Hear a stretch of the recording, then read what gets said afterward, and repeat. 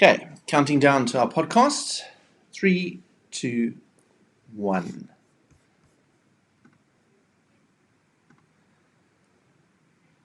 It's been called the craziest week in athletics. Well, that's what we're calling it here at the Science of Sport podcast. An amazing week of both good and bad stuff in the world of track and field. And we're going to be wrapping up a little bit of the World Athletics Championships, which is happening in Doha at the moment, but also talking a little bit about the run by Kenenisa Bekele in Berlin just over 5 days ago. And, of course, the big story that's broken in athletics this week, of course, is the case of Alberto Salazar. And we've had quite a few requests from our Twitter followers and all of those that interact with us on Twitter to do a podcast on this.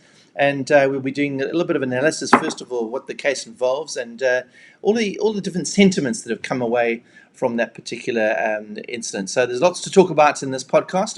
Let's start off with the good stuff, though. And Ross, thanks so much for joining us again. Of course, Professor Ross Tucker, my regular co-host on this show. Let's start off with the good stuff.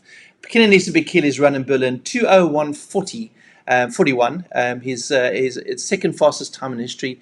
Not bad for a 37-year-old.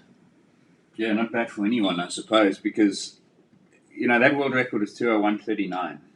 So the context of 2:01:41 is that it's 2 seconds over 42 kilometers slower than the world record. Yeah. And you'll recall that when the world record was 2:02:57, Bekele ran 2:03:03.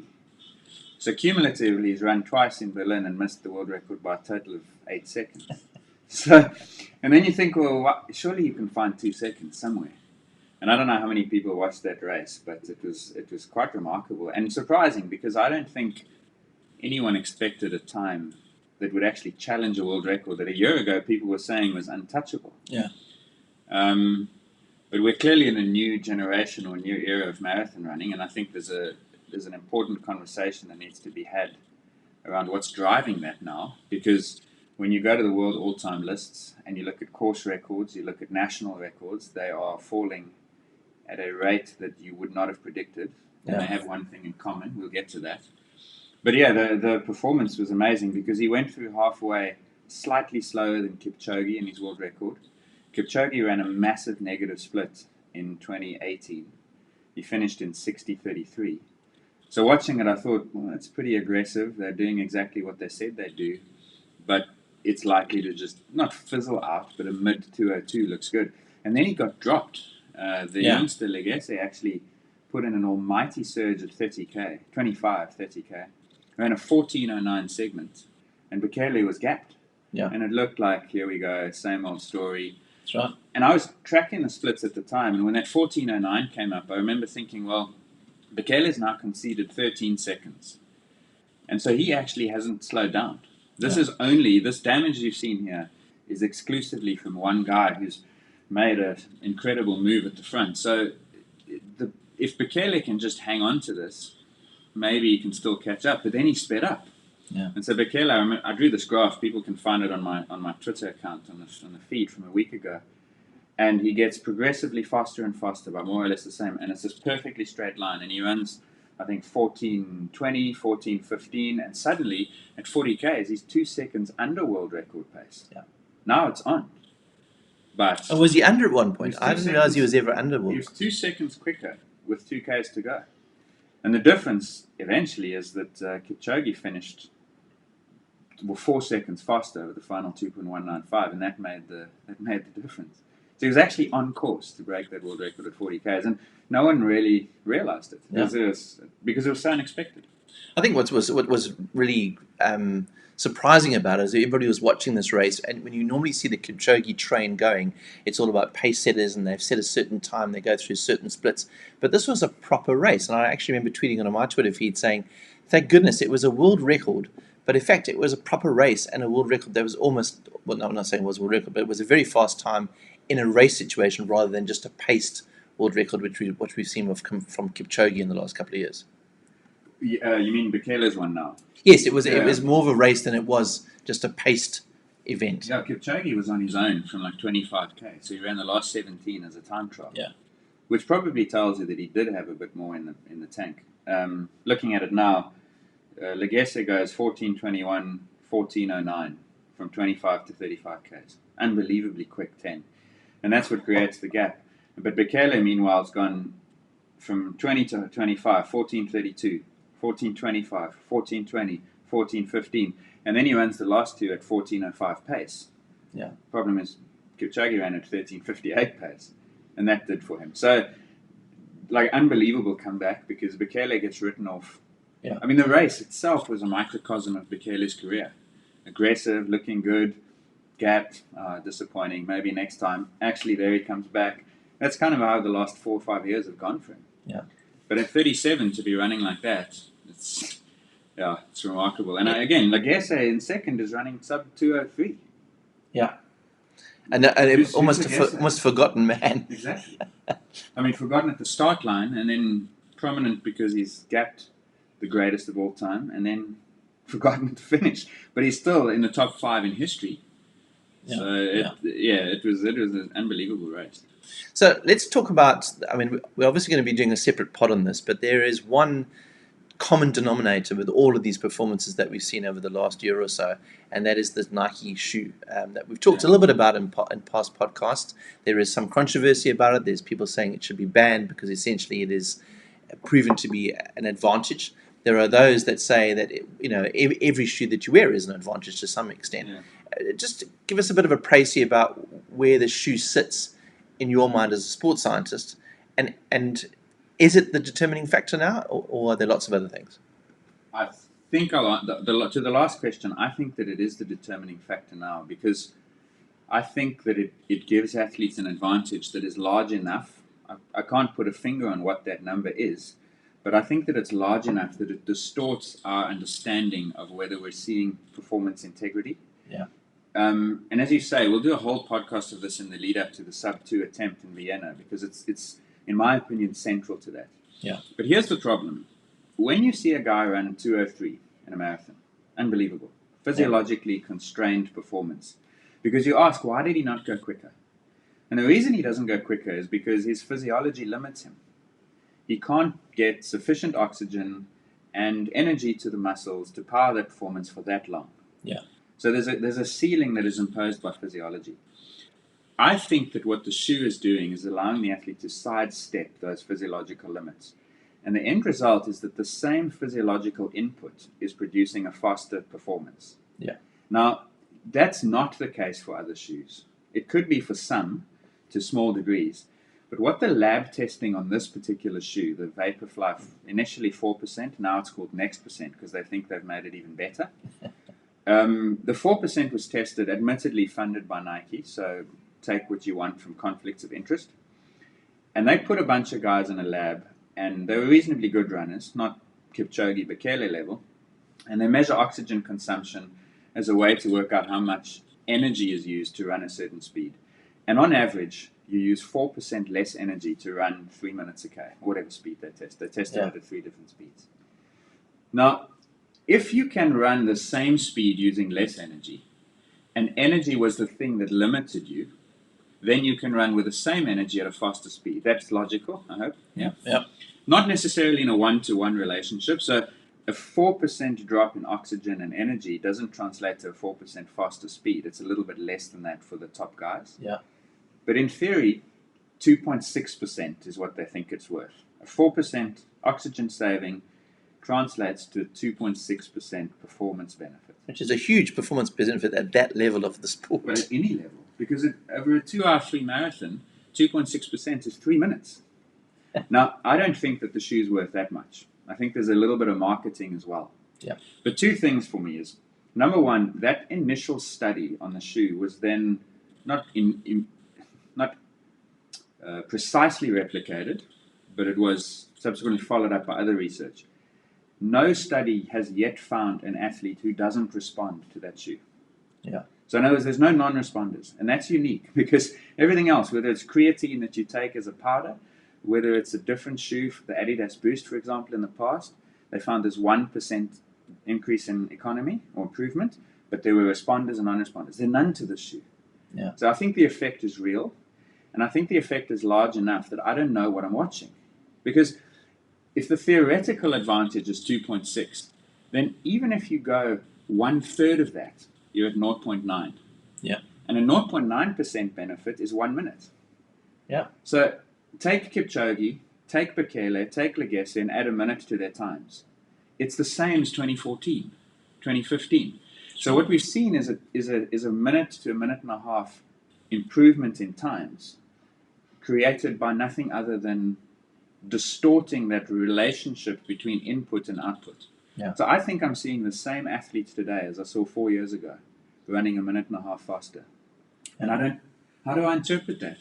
Because people come and they say, oh, but Roger Bannister ran on the cinder tracks. Who cares about Bannister? That was 1954.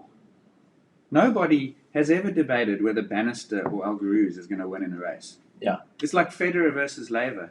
Who cares? Maybe if we have 10 beers, we can have that debate. It's a stupid debate.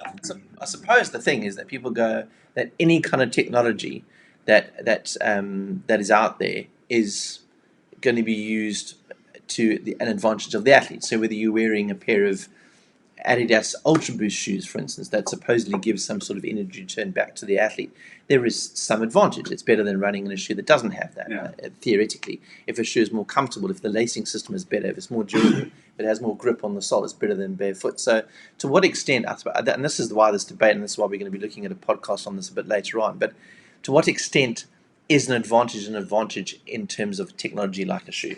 So that's a philosophical question, and I promise I like you, those.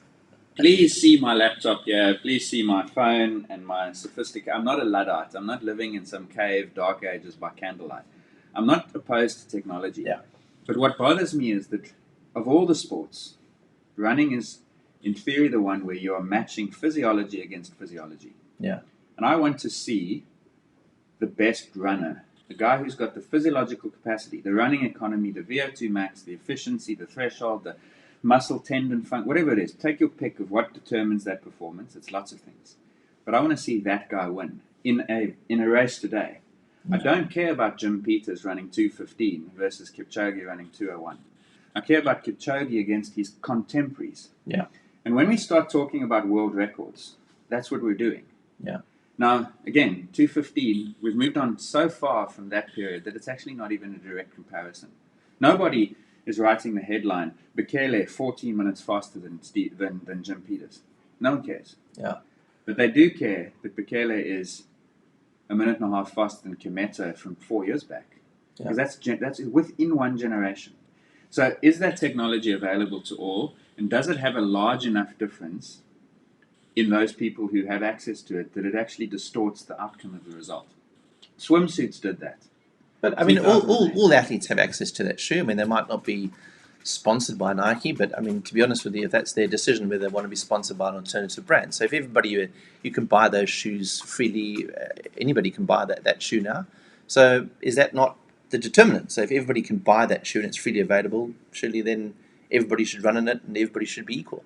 Again, philosophically and in theory, the shoe's not freely available that the top elites are using, so they're customizing it and tuning it and optimizing it for the guys. So they warm up in the commercially available shoe and then they change over to something else. That was revealed at the London Marathon, so there was a bit of discussion about that. It's actually engineering per athlete now.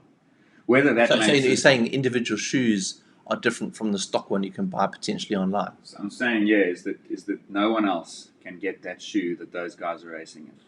Okay. So then, in that regard, that argument is almost moot. But even if you could, it still wouldn't sit well with me because there's a commercial model that underpins the sport. Yeah. And if everyone does that, I mean, prior to the 2008 Olympics, when it became apparent that the swimsuit, the LZR racer, was so effective, athletes who were sponsored by other companies binned it, their own suits. They said, sorry guys, this is my life's work at the Olympic Games. I can't take the risk. And so then those sponsors take a hit. And in this regard, let's be very clear, Nike have made a breakthrough, which other companies had been looking for. So over a decade, 15 years ago now maybe, other companies have tried to put a carbon fiber plate in a shoe to return energy and so forth and do exactly what's been done, and they couldn't get it right. Yeah. We'll discuss why in our specific podcast. But so the breakthrough is a technological one, and it's actually then put Nike's rivals behind it. Because that's exactly what's happening. At the Dubai Marathon, I can't remember if it was this year or last, one of the guys was sponsored by Adidas, ran in a Nike shoe and tried to paint the Adidas logo over his shoe. So he had this like drawn in pen or paint or something, 3 stripes over the swoosh, because that's what they'll do. Now, so I don't. So that's a commercial argument. I'm not a big fan of stopping people from like progressing something based on innovation. But again, I want to watch sport for its physiological. Well, not any sport, but running in specific, for its physiological purity. And that's a purity with a quotation marks, because we'll get to why maybe it's not so pure in a moment. But this shoe for me undermines the integrity of it, and they should have had a policy that just limits the addition of midsole devices, Yeah. and limits the stack height of the shoe, because Yeah. then you can't do what they're doing. Now, they're arguing that it's the foam that's returning the energy, and that the carbon fiber plate helps with what they're calling geometry. Their initial patent was all about carbon fiber spring. I think they've probably discovered for themselves that it's not a spring, but I just think the regulation of this is so easy. Yeah. And it has changed marathon running. So people say greatest runners in history, Kipchoge and Bekele. Well, yeah, but Yeah. how? I don't know how to contextualize what I'm watching. Well, it is certainly a very interesting subject, and we're going to be focusing on that particular shoe around the sub 2 hour marathon challenge later on in a couple of weeks' time, actually, from now. So we'll be discussing that in more detail. But the big story this week, and I think to some extent, and maybe Ross, you'll agree with me on this, this is kind of the Lance Armstrong of athletics, the biggest story that I think in doping.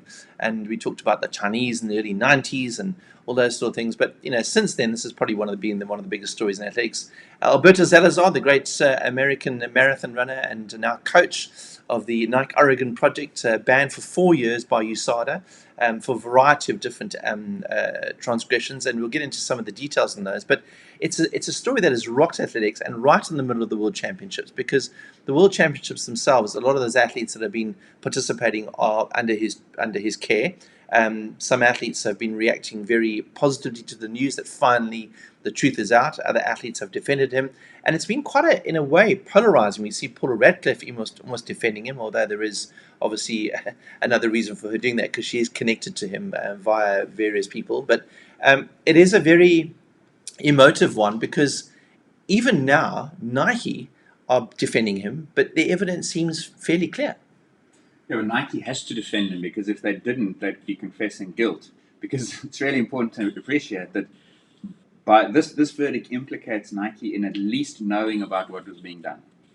So there is, in the USADA verdict, there is an email exchange between the CEO, not head of running, head of sponsorship, athlete liaison, the CEO, and the doctor, who's also been found guilty of doping violations in this arbitration process, and Salazar, discussing one of the things that he's been sanctioned for, namely the testosterone experiment. So my read of that is that if Nike were to abandon him, it would be a confession of guilt, in a sense, or an admission at least that they knew and didn't intervene.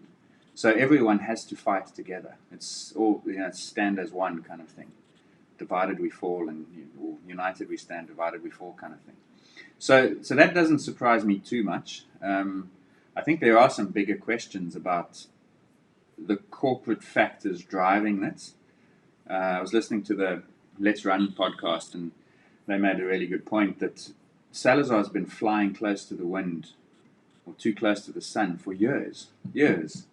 And why was he doing that? He was enabled to do that by the corporate culture and the money and the resources that Nike provided. So I don't think that one can divorce those two things. And subsequently, I have seen, and I think one of the most interesting things that will happen as a result of this is that media and athletes will now find a voice that they previously were holding back.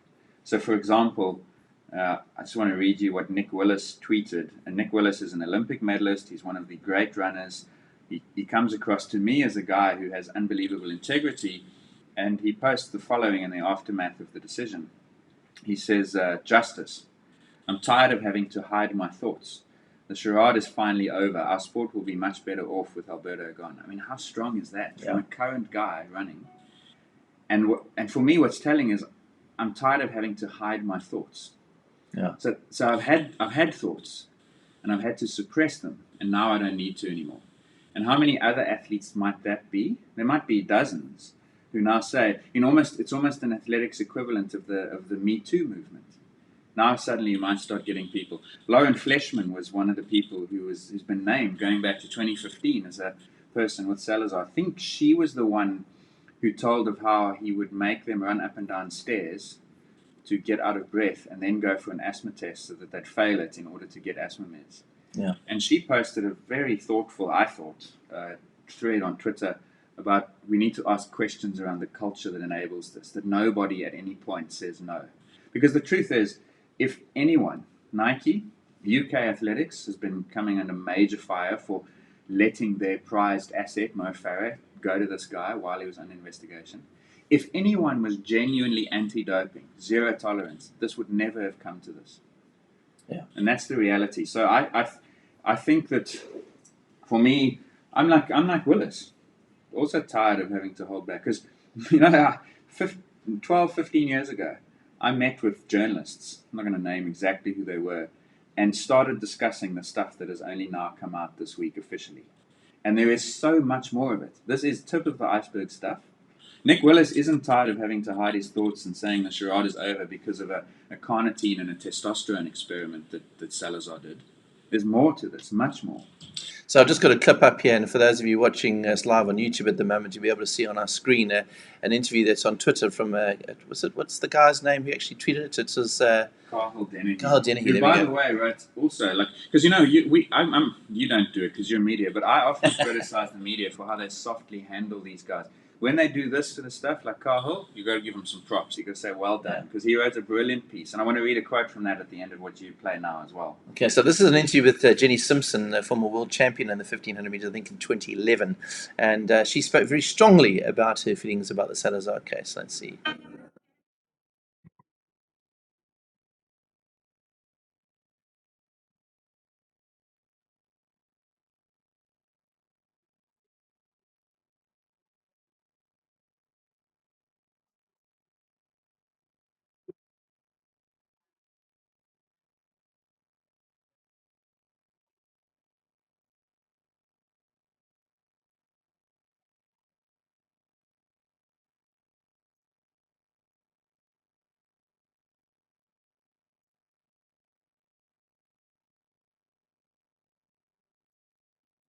Well, there we go. Well, there we go. I mean, that's fairly definitive thoughts from Jenny Simpson saying that she wants him out. He was in a way a cancer for the sport. So she feels very strongly about that. She's been so impressive. That's one of 3 interviews that she's done. That was after the first round of the 1500. She was then asked yesterday after the semi-final about the comments made by a teammate of hers, Craig Engels, who's in the 1500 semis for the men. He basically said Jenny's tarnishing everyone's reputation. And again, respect to Carl, because he said, sorry, Craig, who's tarnishing the reputation? Is it not Salazar? Yeah. By doing what he's done? He's the one who's tarnishing reputations, not Jenny Simpson for voicing her opinions. And then she subsequently has also said that she thinks that now that the cloud has become a conviction, because she alludes to this cloud that's been over these athletes for a long time, and that's absolutely true. And the thing she says at the end there is that anyone who knows anything about this wouldn't be shocked. Again, it's like Willis. The athletes know. They know. And they're not reacting like this because of carnitine and a testosterone experiment. There's much more. They know it. And she's now saying that they should investigate those other athletes. And I hope that that's what's happened from this. And then just a last point on that was a mate of mine sent me a quote, Barney Rene, I think, from The Guardian, put a sort of tongue-in-cheek quote. It says, tweet, what seems really admirable to me is that none of Salazar's star athletes have seemed cross or denounced him for trashing their own entirely unrelated achievements or reputations. Great restraint. Because imagine you're clean and you've worked for 10 years, you've picked up a couple of Olympic medals, and all you've ever done is blood, sweat, and tears. Not blood, just sweat and tears. No one else's blood. And maybe vitamins. And now this happens. Everyone who's ever been coached by Salazar is now under more of a cloud than ever before. Yeah. I would be furious. I'd be absolutely pissed off. Yet nobody has come out and said, hang on, this is ridiculous. I am furious with Salazar. How could you do this to me? Yeah. What's going on there? Is that omerta? The classic code of silence that everyone obeys? That's the cycling sort of code of silence they talk about a lot, isn't it? It's the mafia code of silence that's then used in cycling. And is that the same thing? Yeah. Is it is it just loyalty? Yeah. Is it some sort of weird Stockholm syndrome where you sympathize with your captor or your... I don't know. I suspect it's probably quite complex. I'm not going to judge Craig Engels for saying I trust Alberto and so on, because they're invested. But they're also massively compromised by their choices. And in a way, he's kind of sorry to overuse the analogy, but he's a kind of a godfather in American athletics, purely because he was a multiple three-time New York Marathon champion 3 years in a row. I think it was 1982. And he gained this notoriety as this guy that could take on the East Africans. He won the Comrades Marathon in South Africa here in 1994 after going through lots of different dips. So he had this he's got this aura around him that he was one of the best in the world. Therefore, he should be the right person to coach the best American athlete. So you can understand this loyalty to him, because he was one of the few to stand up against this East African revolution in running. Yeah, and I was chatting with David Epstein, who was one of the journalists who first broke the story. So just for people who don't know the timeline, the rumors and the questions and the doubts over Salazar have circulated for years, ever since he even began the Nike Oregon project. Mary Slaney failed the testosterone test, and he was coaching her. So that's right. So that was early 94, 94, 95. Yeah, that's right. And now in this USADA report, by the way, Salazars admitted that he was using testosterone in 1991 while he was still active. So you can see how far back this goes. But from the perspective of what we know now, 2015 was the watershed, because a group of journalists, Mark Daly from the BBC, David Epstein was one of them, they got wind of whistleblowers. Classic anti-doping or doping exposure comes from whistleblowers. Steve Magness was the assistant coach with Salazar in Oregon, up at the NOP, and he was deeply uncomfortable having watched the men's 10,000 in 2012. Farah wins it, Rupp is second. And he says, this just doesn't sit with me. He called it one of the most disheartening days of his life. Yeah. And as a consequence, contacted USADA, and that kind of starts the process. And over the course of the next 2 or 3 years, more and more people are contacted. There's an investigation going on that we didn't know about. 2015, the media writes this, David Epstein's one of them. So that's to preface his involvement. And he was saying to me that most people don't appreciate that Salazar is still one of the biggest names and most recognized faces and names in US track and field. Yeah. Second only, in his words, to Carl Lewis. And that's why it is like the Lance Armstrong thing, because it's one of the biggest names you can possibly go down. And to get a 4-year ban, that's a massive deal. Because getting these things over the line is not easy. It's gone through basically the US anti-doping agency's investigation and then to arbitration, because they charged him in 2017. And then for the next 2 years, there were a series of hearings and interviews, and eventually you hit with the most severe ban you can get, 4 years for a first offense. Yeah. It's a big deal. Can we talk a little bit about what the transgressions are, the list of allegations, because I think it's important to kind of break each of those down and to kind of get an idea that the defense of what he's talking about, sometimes it feels like it can hold some water, but in reality, if you dig a little bit deeper down, that's why you can understand why some athletes are supporting him, and most are going, well, thank goodness this has been caught out now. So let's just delve a little bit deeper into what those allegations are. Yeah, and this is where now you start saying, okay, if you're a person who wants to stick purely to the facts, then this is an anticlimax. And Scott Fowle is a marathon runner from the US, and again, for listeners, go and look up his Twitter, because he posted some thoughts on this, and he used the analogy, it feels like Al Capone for tax evasion, when you think that there's a lot more to it. The 3 charges that he's eventually found guilty of are, number 1, administering a prohibited method. And specifically there, he was giving, well, they didn't manage to pin it on he was giving athletes, but he was testing out the infusions of carnitine. Carnitine is not banned itself. It's a supplement. You can go into the pharmacy, you can get it, and you can take it. It's advertised as helping with weight loss and endurance, because carnitine is a molecule that helps your body use fat better. Okay. The problem is, and there's some research on this, I was just looking at it this morning, is they found that it's not effective as a supplement because it just doesn't get the levels high enough in the body. So Salazar, from the reports, was impatient and he wanted a boost in this stuff. So he said, right, I'm going to inject it. But then you're only allowed 50 mils every 6 hours. Not enough. So he said, forget it. I'm going a liter over 4 hours. And then later on, he tried a liter within 1 hour, allegedly. And this was all on Magnus. So this comes a lot from Steve Magnus's testimony. So that's using a legal substance, but using a prohibited method. Guilty. Okay. Does that make sense? Makes sense, yeah. So in other words, anybody can take that medication, but if you start using it in excess, it's then seen as a prohibited substance. In excess via this method. Okay. Because normally you would take it as a pill. But it's the infusion beyond 50 mils every 6 hours. And if Magnus is saying a liter within an hour, it's like, that's straight to the top floor, right? Yeah. So that's one interesting thing about that is that they were trying this stuff out. And So the benefit of that would be? Improved endurance, and potentially weight loss. But there's an account that Steve Magnus has told where he gets this infusion and he goes out and running and he calls the results almost unbelievable. And then, interestingly enough, Salazar emails one Lance Armstrong and says, "Lance, you got to see this. It's amazing." So there was this connection. It's all linked. They're all linked through Nike, obviously. So that's Lance's guest appearance in this case, which is quite funny because it's funny because everyone's always like, you think about doping, Lance is the fall guy, and sure enough, he's making a cameo unwittingly in this one. So that was interesting. Yeah. So that was the problem there. The second charge was tampering with the doping process, which is kind of linked to the first. So we've spoken about the carnitine. Salazar knew that what he was doing was not legal, but he was telling the athletes not to worry, I've cleared this with USADA, and he hadn't.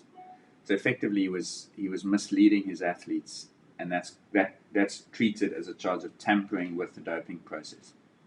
How would he have done that, potentially? Well, the athletes were saying, like, is this legit? Are we okay to do this? And he's saying, no, absolutely, it's fine, because he just wants them to comply and go along with it. So he's misleading them about anti-doping regulation and permissions and so forth. Right? Yeah, okay. And then the third one, which is a really interesting one, and that's what Craig Engels referred to in his interview in Doha, is he was found guilty of trafficking testosterone, basically using testosterone and administering it off-label for illegal uses. And the story here, I'll give you Salazar's version of it first, is that they were very paranoid that someone was going to sabotage their athletes by rubbing testosterone into them and causing them to fail a test. Now, that's not without precedent because Justin Gatlin maintains that his testosterone doping positive was the result of a masseur rubbing testosterone into his legs during a massage. Mm-hmm. And in 2009, there's a story about Galen Rupp feels this hand and it's got some sort of gel stuff on it and he's really paranoid. It turns out to be the same dude as Gatlin alleges. So this is Same how everything goes. Yeah, the guy walking around with testosterone in his hands then. It's like a Netflix thing. Yeah, It's a great story.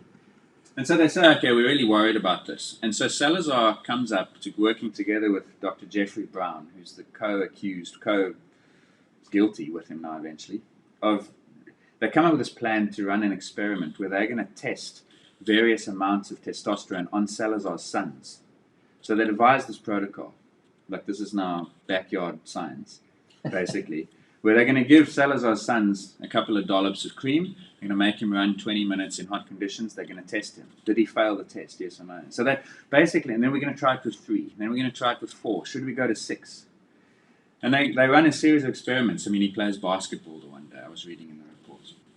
And they are communicating, and this is where the Nike CEO gets named, because he receives an email from this doctor saying, listen, we've tried it with 3. The value in the doping control was this, so we're looking good. It doesn't trigger it, and so on.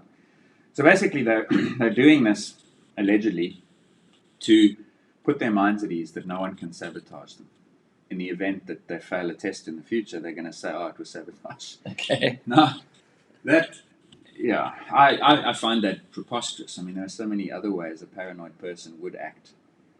Well, for instance, is it possible to get a positive testosterone test, as Gatlin suggests, by massaging that into your legs? I mean, is that feasible? Well, that's how you take testosterone sometimes. So it's one of those biofeasible things. One of the methods of using testosterone as a drug is to take it as a cream and rub it in. So yes, I don't know how much it takes. That's what they were asking. Yeah. USADA's contention is obvious. They're saying, hang on, you're saying this is for sabotage, but this could just as easily be you guys running tests to see how much you can get away with and then using it for doping. And I want to make the point, it could be both. Yeah. It could be both, right? Because you're going to find both things out. But there was some suggestion that is why he was doing it, is because they were trying to push the limits of legality. Yeah, he's always on the edge. You know, like once you cross over into the grey, you want to get as close to the black as you possibly can. But how do you know when you're in the black? Yeah. Unless you test it. And so he's testing it on his son. This is USADA's argument. He's testing it on his sons because who cares? They're not going to get him banned. Well, they did. But they're not going to be banned in competition. Yeah. And he wants to work out how far he can go. Yeah. And so that eventually they find him guilty of running those experiments without the permission of USADA. I mean, there's no ethical... I mean, ethics doesn't even factor into it. They just do what it takes. And so those are the three things that he eventually gets the 4-year ban for. What's interesting, and I found it odd, and David has found it odd, we were discussing it, is in the actual decision, they make this argument that he's acted in the best interest of the athletes, that he's tried really hard to remain within the rules and so forth, but then it still hits him with 4 years. Yeah. So the wording of the decision and the outcome of the decision, for me, don't align. But I think people must understand that this is arbitration. Yeah. And arbitration, by its nature, seeks to find conciliation or reconciliation, conciliatory findings. I was involved in arbitration at the beginning of the year because of the Casta Semenya thing, and I was amazed at how civil it was. Yeah. It's not adversarial. I mean, ours ended up being, because it's literally about someone's identity. Are you a man or a woman? It's a big deal. Yeah. But it's quite a civil, open discussion platform where all they're trying to actually do is find the truth and then reach some sort of compromise. Yeah. And so I think the language reflects that. But the point I'm left with is that USADA started in 2015 and for 2 years did investigation. And they came up with a 269-page report that concluded the same things as this panel. Have you read it all? No. No. Just the salient points. I skipped the legal stuff about jurisdiction and jurisprudence, and I was like, oh, it's my head.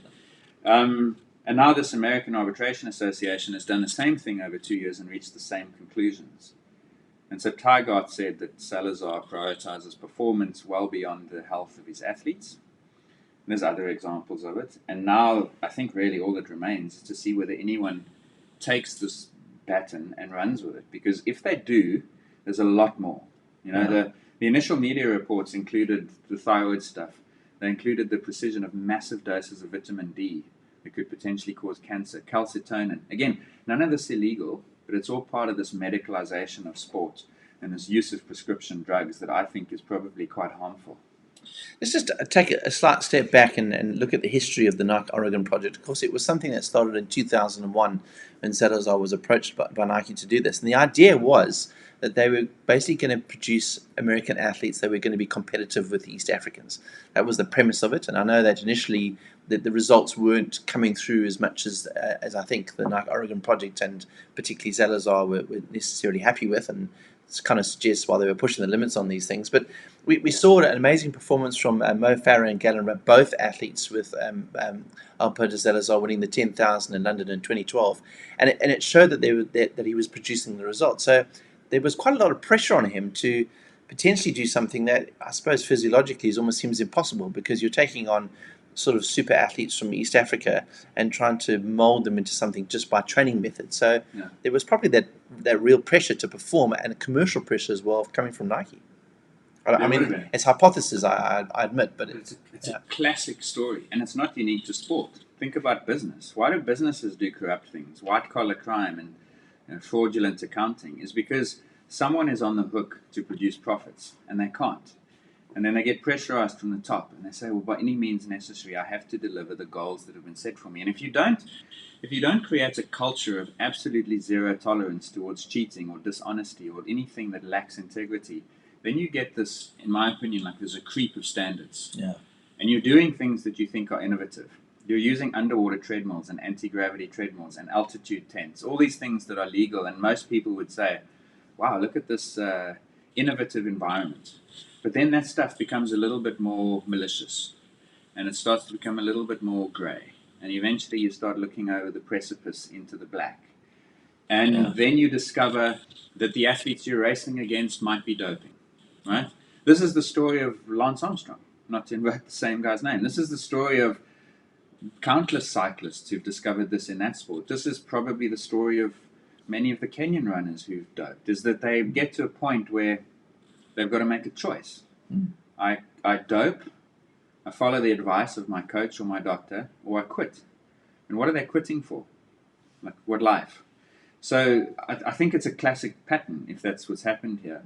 And yeah, he's always been known as innovative, but he's also always been known for being pretty sketchy and by any means necessary. 1999, he gave a talk, I think it was at Duke, and he said it's impossible to be in the top 5 unless you use EPO. Now, that was arguably the case then.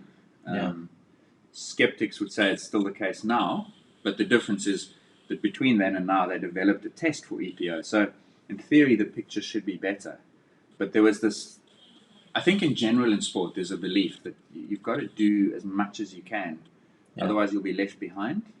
And where do you draw the line on as much as you can? Because the moment you do, it's not as much as you can.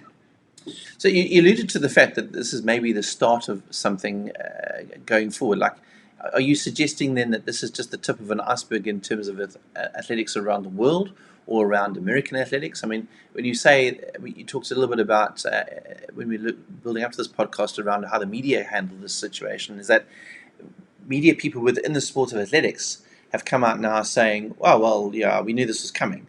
So why didn't anybody bring it up until 2015 when people outside of the media within athletics kind of brought it up? Is it what is potentially going to happen now in the sport? I think it depends on the appetite of the media to go further. So, for instance, in the British media, their angle on this, well, their two angles on this have been, how does it affect Mo Farah, and how does it affect UK athletics? Because UK athletics used Salazar as a consultant, and he was really the coach who delivered them their golden egg. Yeah, Farah won 2 doubles at the Olympics, the 5 and 10 twice, under Salazar's coaching, having been before that a good to middling athlete. So the transformation of Farah has always been suspicious. And once Salazar was named as being the in the media reports of 2015, UK athletics said we have to investigate this. Magnus, the aforementioned whistleblower, has said that they called him up for 45 minutes and did what was really just a cursory interview. Yeah. And then they approved Salazar's continued coaching of Farah for 2 years longer.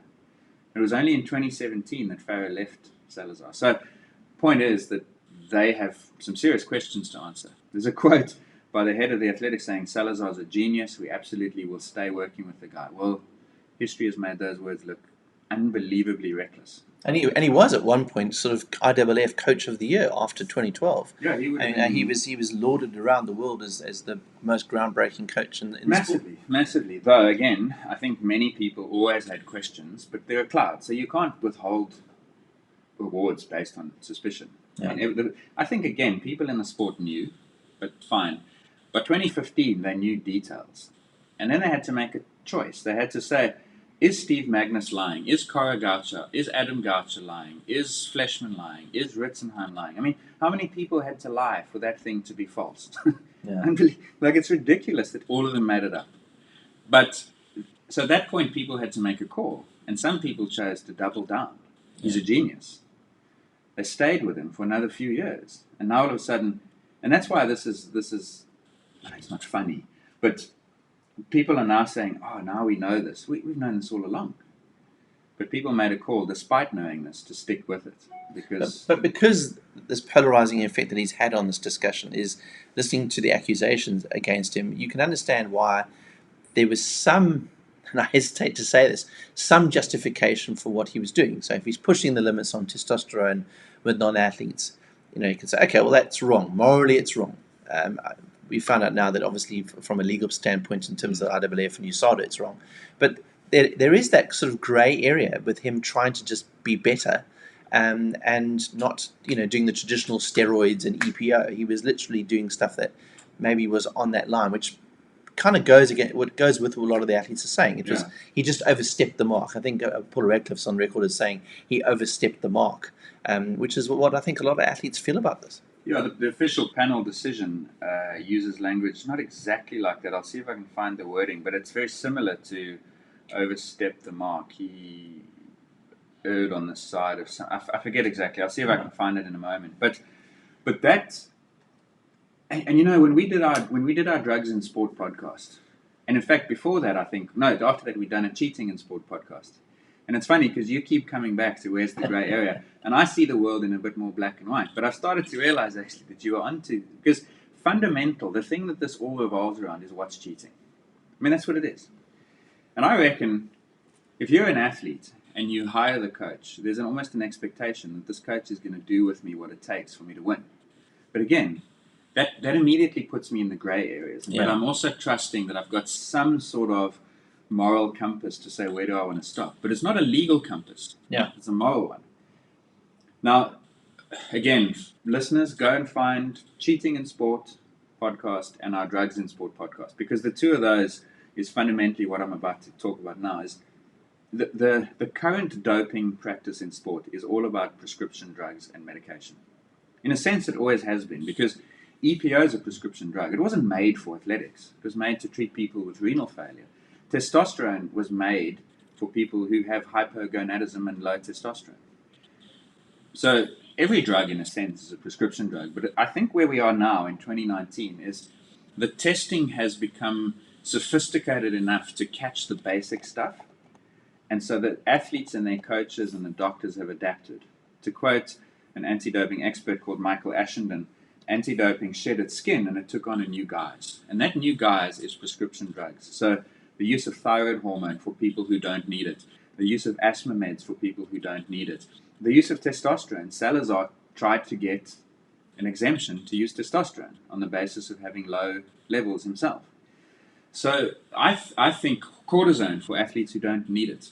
Get bronchitis so that you can get this powerful drug. Yeah. So that's where it is. But again, none of that stuff's banned. So again, talking to some journalists over the last 5 or 6 years, they keep coming back to this point, like, but he's not doing anything illegal, but it's hugely unethical. It's actually illegal in society for a coach to be giving athletes medical drugs. That's a violation of prescription medication law, but not anti-doping regulations. So yes, but for me, it still sounds a lot like when asked about it, if you can't tell people, then you know it's wrong. Yeah. So when they asked Salazar about thyroid hormone and cortisone and all that sort of stuff, and he keeps saying, no, we don't use any of that. Well, why are you denying it? Yeah. Because you know. You just know fundamentally that this is not right. Which is what Simpson is saying, that why would any athlete go there knowing what the reputation of Salazar was? But I guess, I mean, I'm not trying to labour the point, but to some extent there is this idea that if running in athletics is your only mean of income and your only way of progressing in life, and you see that a guy like Salazar is IWF Coach of the Year, producing results like Galen Rupp and Mo Farah, you're going to almost take a risk. I would take a risk if I thought that if it's not absolute value, this guy's going to turn me into somebody who can really be a superstar athlete, and I could win Olympic gold because I'm now in 10th place. It must be an extremely tempting thing for athletes to think about. Must be hugely tempting. And I've also said I'm glad I didn't have the talent, because talent puts you in a position of having to choose, and I'm lucky I never had to make the choice. Same thing, but like the best athletes at some point are faced with that choice. And okay, I'm not going to begrudge the person going there, but I think Jenny Simpson's right, is when there's that much around it, it's just, and he's not. The problem is you're falling prey to marketing a little bit there, because they're not all that, you know. There are so many good, honest people in sport, I think, that I don't think you have to go there. And I completely understand. I cannot now watch athletes, and I suppose we'll get on to the good news to end off with about Doha. Well, yeah. It's not even good news anymore, really, but we'll get on to some performances. But when you see an amazing performance, who's her coach? Salazar. Okay, that's not so cool. Yeah. I mean, again, last time of a hat tip for Cahill Dennehy, he says, truth is, the vast majority of athletes, coaches, and agents had long known what Salazar was up to and had waited for this day. A cynical coach who was long lauded as a genius was found to be as flawed as everyone believed. The fairy tale Salazar told us was just that. He won't be missed. In an earlier paragraph, he says, in Doha this week, there's been much anger, but also celebration. Now, when your reputation is that toxic, Jenny Simpson is right, in my opinion. Yeah. And I cannot understand why athletes do not come out and say, I am absolutely livid, pissed off at my reputation being tarnished because this guy was stuffing around with testosterone and carnitine and doing all these illegal things. Why don't they? It's just, and again, tip of the iceberg, in my opinion. Yeah, yeah. Just a big thank you to those that are following us on YouTube at the moment. We're trying out a new system today, so we got a couple of comments from people talking specifically about the Kenenisa Bekele run in Berlin. Matt Kemp saying Formula One of marathon running. I suppose that's quite a good comment because I think if you think about all the different technological advantages in Formula One, it all comes down to the car. So at what point does running just come down to the shoe? I suppose that's a controversial topic. Well, so on that, the thing there is, if the difference between the top 10 is 1.5% and the difference made by the shoe is 1.6%, then the result has no integrity. Yeah. Because 10th to first could be determined by something other than the runner. Yeah. And that is the problem. And then a couple of comments, Jordan Mansfield saying the next generation doctors will be hard to expose. And I suppose that's the big danger. And I think that's one of the things that I guess media and people like ourselves and yourself in the sports science space, it is one of the biggest jobs going forward in the sport of athletics, is that everything is going to become more and more sophisticated as we go, because it's not going to be something that is going to get any easier to detect. Athletes are always going to cheat, as we've discussed on our cheating podcast. It's always something that people are going to be wanting to do. Yeah, so we've been talking Salazar all the time. The doctor who prescribed all this stuff. So for me, behind the three things we listed is what he was guilty of. I think a bigger issue is that he had a corrupt doctor who was willing to do these things also.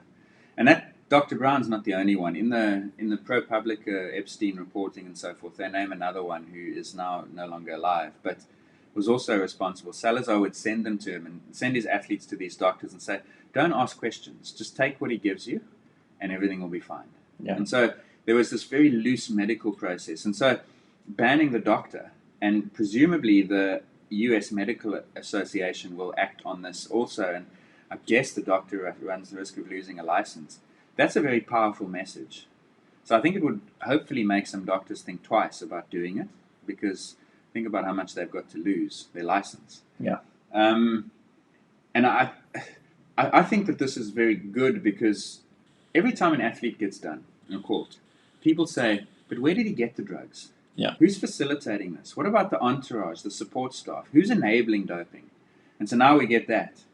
And one of the most disingenuous takes, for a few different reasons, was Paula Radcliffe, who in an interview absolutely face planted it on the motives of USADA. She tried to, go and watch it. I can't even do it justice. But then in subsequent tweets, she said that she's frustrated and disappointed that they're spending all this time and resources going after the coach. They should go after the athletes. Well, no. Every time an athlete gets done, you go for the coach. Now the coach gets done, you say, no, go for the athletes. Which is it? It's got to be one or the other. Or maybe it should be, no, it doesn't have to be one or the other. It should be both. And this is a big breakthrough, because I think it sends a good message. And, celebrate it. It shouldn't be condemned. Yeah. Right, so we've discussed the good and the bad of athletics. Let's wrap up the podcast today with a little bit of a look at the World Athletics Championships. We did a preview to the World Athletics Championships just over a week ago, talking a little bit about some of the advancements, and particularly around the heat issue. That was a big talking point, and we hoped that the heat was going to be the only talking point at the World Athletics Championships. And as Ross prophetically said, it hasn't been the talking point. I suspect that Alberto Salazar has been that. But the heat, they've got the air conditioning system in the stadium, which seems to have made a difference from what I've read online. They've reduced the temperatures down a bit. All the events have been late, but probably the key event has always been the marathons. And so far, now we know we've got the men's marathon still coming up, but the women's marathon, a lot of criticism about the heat, and a lot of criticism aimed at the IAAF and the organisers. Not that the organisers got anything to do with the heat, but the IAAF awarding an event like the Olympics, like the World Championships, to Doha, and saying that that heat is just unfair for athletes. But is it really? I mean, is it not just live with the circumstances? Yeah, a little bit. I saw much of the feedback. People were saying it's inhumane and so forth, and shouldn't ever be done again, and no one considers the athlete. And I suppose when you look at it, they had 40 finishes and 69, I think, entrants. One didn't start, made the call before to say this is maybe they were injured. And then 41% of the field dropped out. Now that's obviously not a good look, but you can understand why. If you're coming 15th after 10k and you've already lost a minute to the leaders, what are you running for? You're going to run a 2:48 to come 20th? No. Yeah. So, but I also like the fact that it throws a new challenge. You know, I think you see these optimized conditions all the time. For marathons, perfect races, perfectly flat courses, throw a set of pacemakers in there and just make everything exactly how they need it to be. But actually, it's meant to be a test. Yeah. It's meant to be about how well you manage your body. That's what it is. So if you are the one athlete who's intelligent enough to prepare for it, to start off conservatively, to do the pre-cooling stuff that we have seen athletes do, to manage your pace in the first 15 to 25 kilometers and come through strongly and get a bronze medal, then good for you. Yeah. If you're not, and you go off and try and run a 2:28 on a 2:36 day, then you deserve to bail at 30 k's, in my opinion. So I don't think it's that bad, to be honest with you. I mean, ideally, you don't want to see athletes collapsing and so forth in these races. Potentially, you get those athletes that are not necessarily the fastest Exactly. winning the race, which gives more people more chance, I suppose. Because if you set it up as a perfect course on a cool day and you have 6 athletes who can run 2:24 or faster, that athlete who can run 2:31 has no chance of a medal. None. But if you set it up on a warm the day, athletes from Norway. Yeah. Whereas if you set it up in a way that actually those 2:24 people are going to run 2:36, that 2:31 has a chance, because if they do everything that it takes in the 6 months before. So I look at this Doha race and the men's marathons this weekend, and I think we'll see the same thing. And I'd be saying, if I'm a 2:31, 2:32 athlete, woman on the women's side, I'm looking at Tokyo and saying, here's a real chance. Because if I can be the person least affected, I'm going to potentially get an Olympic medal. And what do I need to do to do that? I think it adds a layer of intrigue, you know? Yeah.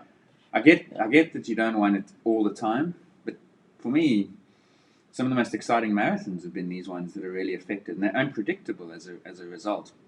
On the track, I think the heat hasn't been an issue. Because you saw a 30:17 from Hassan, saw a 12:58 win the men's 5. That's not happening at 35 degrees Celsius. So the heat there's been fine. But so the air conditioning system has worked. It's certainly done enough like to make legitimate races. Yeah, it doesn't seem to have been a problem. But again, Now this isn't really a science question, but I guess the biggest controversy around the actual event itself has been the crowd support. Yeah. And I never can quite understand this, but particularly on the men's 100-meter final, which I think was last Sunday.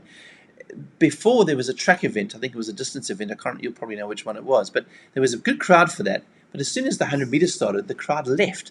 And ironically, if you go to any World Championships and Olympic Games, it's always the biggest crowd for the 100 meters. It's the most glamorous event on the whole week of athletics. I'm trying to even guess, why would everybody leave before the 100-meter final? Is it logistics? Because I've noticed the same thing. By the time they crossed the finish line, I mean, Coleman took 9.76 seconds, whatever. Within 9.76 seconds of the race finishing, everyone was heading for the exit. So they do these victory laps and they're waving at empty seats. We spoke in our preview about how athletics is fighting for legitimacy and relevance and popularity, and then you see that. Oh, it's such a bad. Seb Coe, who heads up the IAAF, has come out in defense of the decision, because he's saying that as much as the criticism, and he's had a go at the media about this, and particularly the BBC, talking about the low crowd, saying that if you're going to develop the sport of athletics, you need to be able to take it to different regions. And yes, the crowds might be not big here, but it's taking the sport to another part of the world, and hopefully that will grow it in the long term. If Qatar has even a 2% growth in interest in athletics after this, I'll be extremely surprised. So the reason that the distance race, so to come back to that, it was the women's 10,000 was just before the men's 100. And every single distance race so far has been the loudest in the stadium. And I think it's because the population of Qatar is made up of a lot of immigrant workers from countries like Kenya, Ethiopia, and so on. And so there's this, if you watch it now, the listeners over the next few days, you'll see at where the 1500 starts, so that's 100 meters into the lap on that first bend, there's a section there that looks like it's basically been occupied by the distance running fans. Yeah. And you see Ethiopian flags, Qatari flags, Kenyan flags, and the biggest cheers are coming from there. And I reckon they come to watch those races and then they leave. Now, the reason I bring that up is because they are now the most popular events at these World Champs, the distance events. Yes. And that's the one thing the IAAF took out of the program of Diamond Leagues. So maybe they should run a 5,000 then for the Diamond League just in Qatar, and they have the Qatar event as the only event with the 5,000. I think they've got to think about that. Like you got to know your audience. So if you go to Eugene and you have that meet there, that's a distance running mecca. That meeting should have a 15, a 5, and a 10. It's Preesland, Prefontaine. Yeah. The Rabat Diamond League in Morocco is a distance maker. Qatar should be a distance one, and then do one or two in Europe, and then let the Europeans watch the. They should have a multi-sport. I mean, they have the decathlon yesterday was really good. The heptathlon was a little bit one-sided, but the decathlon came down to 3 medals up for grabs in the final race. Yeah. So there's. I think they could layer it in a more intelligent way than saying the 5,000 is boring. The best event of Doha so far has been the 5,000 in terms of entertainment. Just other highlights? Well, what stuck out for you so far? Hassan's 10,000 was astonishing. She ran the last 1,500 in 3:59. Yeah. Which is the 11th fastest 1,500 of the year. At the back end of a 10,000 that ended up being a 30:17. At the back end of that was a 5,000 in 14:43. It's insane. She could win the 5,000 with the second half of a 10. Yeah. She's not in the 5. She's running the 15. So that is the athlete who will go down as the most dominant of these world champs. I'd be hugely surprised if she loses the 15. But of course, do we need to say who her coach is? Exactly. So we and this is the problem. I mean, we talk about that performance and how good it's been, and now all of a sudden there's a shadow hanging over her. And if that performance is legitimate, even if it is legitimate, and we hope it is, it's tainted because of these allegations. People are going to start looking and saying, "Well, is it true?" Exactly. I mean, even before that, because this was on Saturday, I guess. The report comes out and the ban is on Wednesday. So, okay, the dust has settled on that performance. But even watching it, you're like, oh man, is this legit? Can I trust what I'm seeing here? 3:59 at the end of a 10,000. It's unbelievable. It's the equivalent, by the way, of running a 3:31 for a man at the end of a 10K. Yeah. And I went back in history and I tried to find some examples. It's more difficult than you'd think, but in 2017, the last 1,500 of a 5K was 3:43. Yeah. So she's so much faster than anyone's closed these races. And you could get technical and say she's running her half marathon pace up to 5K, and then it gets quicker. And so it's obviously not impossible because someone did it. But and then of course now everyone's saying she hasn't given an interview since. Yeah. Every time in the mixed zone after a race, straight past them because. What's the first question they're going to ask? Yeah. So that's the problem. And again, if I'm Hassan, I would stop at that mic and I would say, you know what? Like I joined after this investigation. I'm only been there for 2 years. I am so pissed off at Alberto Salazar right now, and I hope he never comes back to the sport. That would be for me the response that I'd say, good for you, Sifan. Yeah. But she's not giving it. Yeah. Other highlights, of course, the men's 100 meter. We just touched on it. Christian Coleman dominating as you predicted he would. But Justin Gatlin, 37 years old, getting the silver medal. A controversial character, but nevertheless a good story. I mean, we talked about 37-year-olds doing well this year. And he delivered it in the final, like I think maybe better than certainly I expected. He only squeaked into that final, actually. He nearly missed qualification. And I predicted that he'd struggle to medal, but then he raised it when it mattered. Maybe that's experience. We both had a side bet on Akani Simbini, the South African, who I said might get a silver, and you said bronze, and he ended up being in fourth. So a little bit disappointing from him, but nevertheless, quite a consistent performance. Yeah, because I feel like it was a soft 100. I looked at the time. Coleman's time was quick, but second and third were not lights out fast, So it felt like a softer year than in the past. So that was a medal that he might regret not winning. The women's 100 was not soft. I mean, Shelley-Ann Fraser-Price in 10.70 was unreal. The semi-final was 10.8. It was crazy. Again, a little bit one-sided. So not a great race, but an unbelievable performance. The women's 400 last night was won in the third fastest time in history. I don't know if you saw that.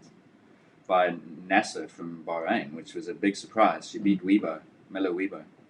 So that was eye-opening. But for me, the distance events have been the most fun. Yeah. You know, I think that the IAAF solution to the Diamond League issue should have been to not get rid of the 5, but just get rid of the pacemakers.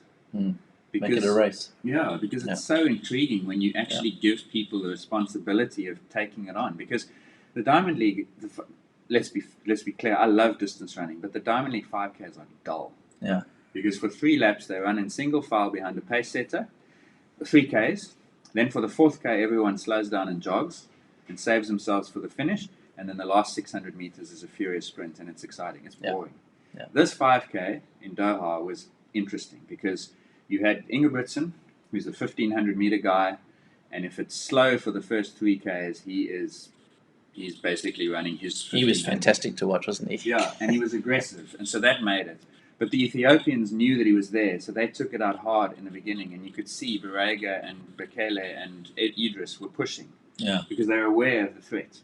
So there's all this intrigue going on, and then Ingebrigtsen comes to the party and he pushes, and it was terrific. It was such a good. And that's why I think if there's a way to end off on a positive note on this podcast, that is why Olympic Games and World Championships for me feel like the most legitimate form of the sport, because there is no pace setting. It's about competition, and that's what's important. And I think if you're watching the World Athletics Championships, and I think let's cast our minds slightly forward to where we are in Tokyo next year. Celebrate these championships, celebrate the Olympic Games, because these are the one element of the sport which is not defined by pace setting or kind of a commercial derivative. Yeah. That's right, I agree. Even marathons we're getting now. Berlin obviously kicked off the fall marathon season. We'll have Chicago next and New York. We've got this contrived sub-2 attempt, which I'm interested to see how it goes as an experiment, but I'm not interested in it as an athletic achievement because I think it's massively tarnished by the shoes and all the other gimmicks that they throw at it. And so I don't think it says much about human performance. But like the race that I'm going to miss it because I fly back from Japan on the day that it's happening is the New York Marathon, because they never have a pace setter. And so they come into Central Park and it becomes a race, and there's hills and there's challenges and it's different. That's what I think the sport needs more of in order to survive. But someone along the line 20 years ago has decided that the stopwatch matters more than the contest. Yeah. And whoever that person is should be hung and quartered. And to be honest with you, if you're watching a fast time, it makes no difference from a visual perspective whether somebody's running You can't tell. 2 seconds a kilometre quicker. You can't tell. So exactly. I'd prefer to see a race. Me too. So I think that I agree. The future of the sport is more of the kind of racing we've got in Doha. The distance races are tremendous. I really enjoy them. The sprints also, because they avoid each other during the year. Yeah. And then finally you get to see this is the contest. So there's always something there. But I hope that they're not going to reconsider the 5K thing. But there's a fix to it. They didn't need to get rid of it. They could have fixed it. So a couple of comments from people on our YouTube live at the moment, and we do apologise we didn't promote this massively ahead of time because we were trying some new tech. But a last comment from ALH359 saying, Co has to go. Maybe, Ross, we can kind of wrap up this podcast by giving our opinion on that. Seb Co, of course, a controversial character. He's had a tough time the last couple of years. Is he doing good for athletics at the moment, or is athletics not good under Seb Co's watch? Yeah, so Matt Lawton is a writer with the Times now, and he ran a piece a week before the World Champs where he spoke about Co and how he's saved athletics and how it's been changed and so forth. And that article didn't age well in a week. Yeah. Let's just say from the South African perspective, Co would definitely not be welcome here because people here blame him for pushing Semenya out of the sport. That's another debate altogether. I understand why he took the position he did. I don't agree with how they do it, but still. I think when you look at empty seats and doping scandals around this World Championships, there are some serious questions that have to be asked, Earlier on, you asked me about where this goes next, and I got sidetracked in my answer. And I was saying that the English media have picked up two things. One is the Mo Farah angle, the other one is the UK athletics piece and what it means for the governance of athletics. And I guess this ties into that. The future will depend on whether they have an appetite to actually answer the questions. Yeah. Just today, there was an article by Matt Dickinson saying about the whoosh that you hear is Nike sweeping another scandal under the carpet. Okay, fine. Are you going to do anything? Like, who's going to pick it up and pursue it now? Because if they do, this will be the tip of the iceberg. May yet expose the rest of the iceberg. Yeah. But who's got the appetite? So that's where I think it goes. But does Co go? I doubt. No. Well, no, he won't go because athletics will be flush with money thanks to Qatar dollars. Yeah. And they'll just ride it out, and the next one will be in Eugene. It'll be well attended, and everyone will have forgotten about the scandals of Doha, I reckon. Professor Rostocker, thank you very much for your time today. We look forward to another couple of days of the World Athletics Championships. We'll be doing an interesting podcast, hopefully with Justin Gatlin next week, and we'll be able to give you some insight into what it's like to be at the very top end of sprinting. But for now, that is us. For now, we'll speak to you next time.